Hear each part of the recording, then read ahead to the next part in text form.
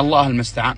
مما مر علي اليوم وقريته أنهم وجدوا كتابا قديما في اليمن مكتوب فيه: أنا بارعة بنت بارع التبع من قوم تبع، كنت آكل البقل يعني الرطب من الهند وأنا في اليمن، ثم جعنا حتى اشترينا مكوك بر يعني مدبر بمكوك در يعني اللؤلؤ من يوسف بن يعقوب عليه السلام بمصر، فمن رأى كتابي هذا فلا يغتر بالدنيا. الله المستعان يا إخواني. نسأل الله أن يكفينا وانتو زوال النعم. ونحن ماذا كنا وماذا أصبحنا؟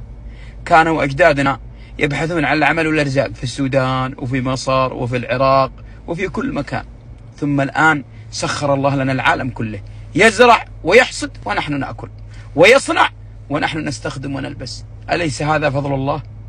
فكيف نحافظ على هذه النعم يا أخواني؟ كيف نحافظ عليها من الزوال؟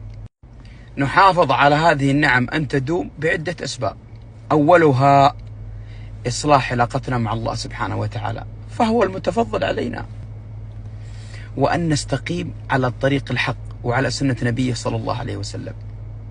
وثانيا بالشكر، لئن شكرتم لأزيدنكم، بالشكر تدوم النعم.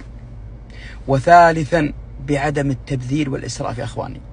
والله يا بعض الأسر الله يكرمكم يا قمايمهم اللي يظهرونها كل يوم يرمونها أنها تكلها سرة ثانية ولا أسرتين، الأنعام اللي تطلبونها وتبذرونها وتطشونها، خافوا الله في أنفسكم.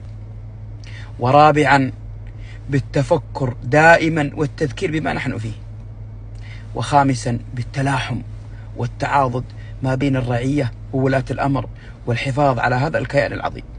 أسأل الله أن يدوم علينا وعليكم فضله ونعمه وأن يمنحها من الزوال.